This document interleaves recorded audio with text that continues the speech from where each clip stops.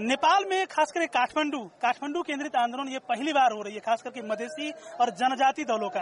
मधेसी और जनजाति दलों ने पहली बार काठमांडू केंद्रित आंदोलन कर रहे हैं और ये काठमांडू केंद्रित आंदोलन खास करके राजधानी केंद्रित में भी सिंह दरबार का घेराव कार्यक्रम बनाया गया है, यानी कि सिंह दरबार में कोई भी मंत्री या कोई भी अफसर ना जा पाए। ये सिंह दरबार की मुख्य गेट है, यानी कि दक्षिणी गेट, और दक्षिणी गेट में इसी तरह से सभी मधेसी आवत, जनजाति आवत पार्टी वालों ने घेर रखा है। हमारे साथ तराई मधेश लोकतांत्रिक पार्टी के उपाध्यक्ष श्री विखेश चंद्र लाल जी हैं, उनसे हम बात करना चाहेंगे। सर, आप लोग क्यों आंदोलन कर रहे हैं?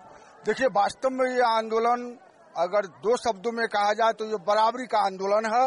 हम यहाँ के मधेसी, यहाँ के आदिवासी, यहाँ के जनजाति, यहाँ के दलित, यहाँ के मुस्लिम, हम लोगों के साथ दोहरी नागरिकता के साथ दूसरे नागरिक के हिसाब से यहाँ बर्ताव किया जा रहा है। हम चाहते हैं बराबरी का अधिकार हो, सबको समावेशिता हो और इस संविधान में सबको समान माना जाए। यहाँ जो नेपाल का अभी जो राज्य है उस पर 1/3 लोगों का वर्चस्व है। वे आदिवासी को, जनजाति को, मधेसी को दबा के रखना चाहते हैं, अभी तक दबा के रखे हैं। यह आंतरिक उपनिवेश का मामला है, इसलिए हम इसके विरुद्ध में लड़ रहे हैं और हम चाहते हैं कि एक ऐसा संविधान नेपाल में हो जिसमें बराबरी हो, जिसमें समानुपातिक समावेशिता हो, जिसमें जनसंख्या के हिसाब से हमें मताधिकार मिले। लेकिन अभी जो संविधान जारी किया गया है वो संविधान इन सारे सिद्धांतों के प्रतिकूल, प्रतिगामी संविधान को जारी किया गया है। अंतरिम संविधान में जिन अधिकारों की गारंटी दी गई थी उन अधिकारों को भी समाप्त कर दिया गया है, इसलिए यह आंदोलन है। सबसे पहले हम मधेसियों ने संयुक्त लोकतांत्रिक मधेसी मोर्चा के बैनर पर आंदोलन को शुरू किया था। उस समय में यहाँ के सरकार, यहाँ के शासन मधेसियों को आदिवासी जनजाति से अलग करने का, विभाजित करने का कोशिश किया था और यह दिखाया था कि यह आंदोलन जो है मधेसियों का आंदोलन, वो मधेसी और पहाड़ी के बीच में सांप्रदायिकता की बात है। लेकिन आज जो हम लोगों ने शुरू किया है उसमें आदिवासी, जनजाति, पहाड़ी, दलित, मुस्लिम और मधेसी, थारू हम सब एकजुट हैं और इस देश के 70% जनता हम यह घोषित करना चाहते हैं, हमने कर दिया है।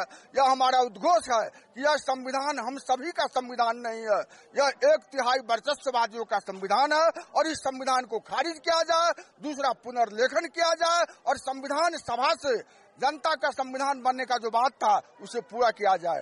जब तक ये पूरा नहीं होता है यह आंदोलन जारी रहेगा और हम इसको बदल के रहेंगे। तो ये भी तय है कि ये लोग ने यही कह रखे हैं कि बराबरी के अधिकार के लिए हम लोगों ने ये आंदोलन को शुरुआत कर रखे हैं। ऐसा नहीं है कि काठमांडू में सिर्फ काठमांडू के लोग आंदोलन कर रहे हैं, ये भी सच है कि इससे पहले जो मधेश में आंदोलन हुई थी उस मधेश के आंदोलनकारी भी यहाँ पे हैं। हम उस आंदोलनकारी से भी बात करेंगे। सर, आप लोगों ने इससे पहले मधेश में बहुत बड़ा आंदोलन किए थे, देश विदेश में इसका संदेश किया था, आप लोग काठमांडू केंद्रित हो गए, कारण क्यों?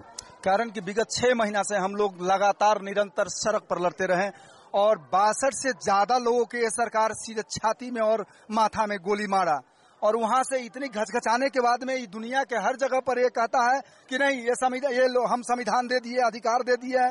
तो हम लोग देखें कि हम लोग का मीडिया भी कवर नहीं कर रहा है।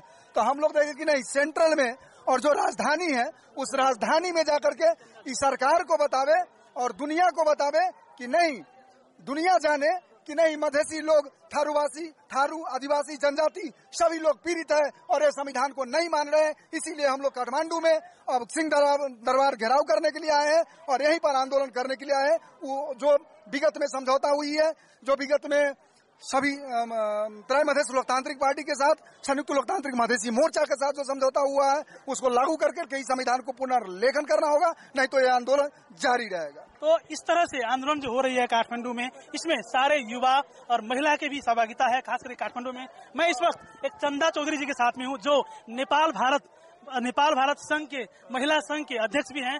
अब चंदा जी, कहीं न कहीं इस आंदोलन में भारत को भी जोड़ा जाता है और आप भारत नेपाल दोनों को प्रतिनिधित्व करते हैं, आप क्या बताएंगे? भारत का मैं कहना चाहूंगी कि भारत को जोड़ने वाले गलत है। यह आंदोलन नेपाल का है और ये आंदोलन जनजाति का है, मधेसी का है, थारू का है, दलित का है, महिलाओं का है, मुस्लिम का है। यह आंदोलन नेपाल के ही अंदर है, न कि भारत को जो दोष दिया जा रहा है।